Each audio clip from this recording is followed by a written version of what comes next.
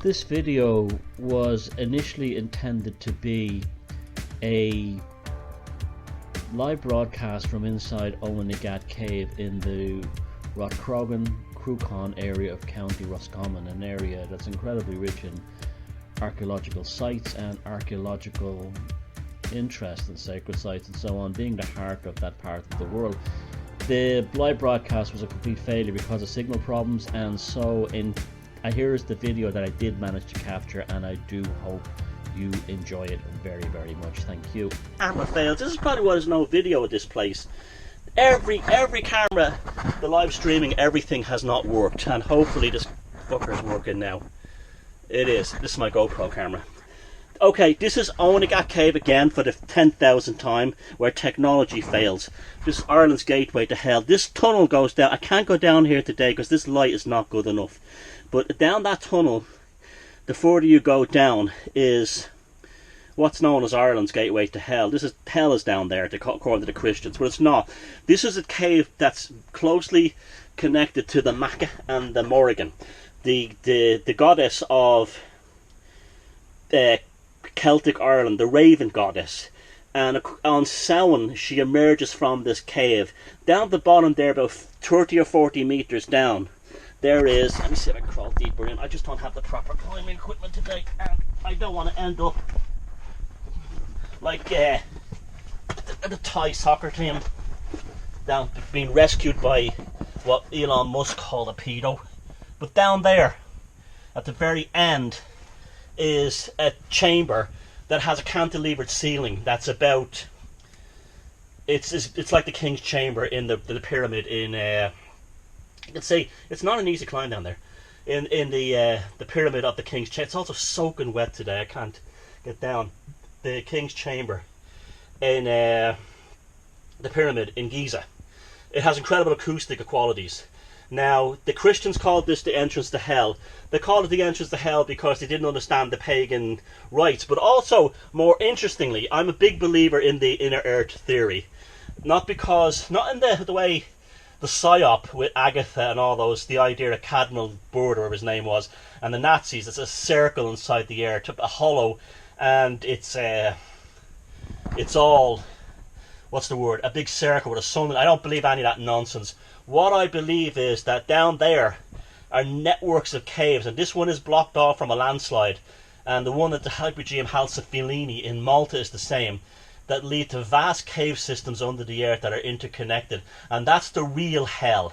And I wouldn't be surprised if there was living beings and everything down there. Remember, according to the animists, there was the Vril-ya, which I know is a fictional story, but the Vril lived down there. The Vril-ya lived down there, where they had Vril power.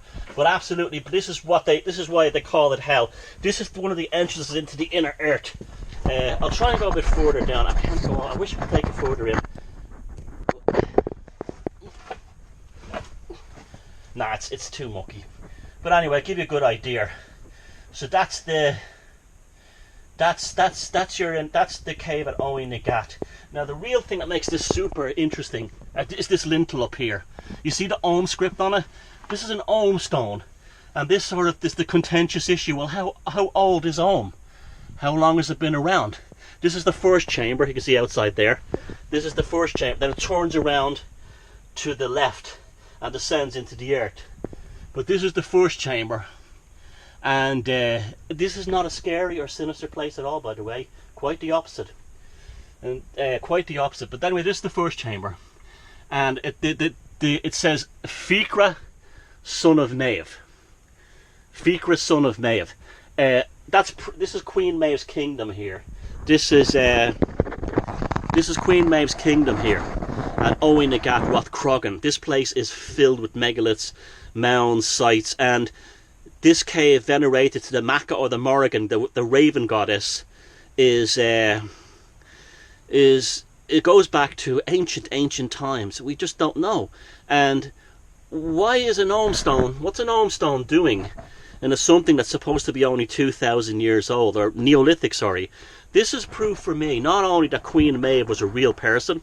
Remember, when she died, the spirit was supposed to have come from this cave, along with her druidess Erna, we're going to pronounce her, and they went in they dissolved into as spirits into the lake at Enniskillen, Lough Erne, which is where the name Ireland actually comes from. That Lough Erne. So it proves that Queen Maeve was a real person. It proves that Irish mythology is more factual than not.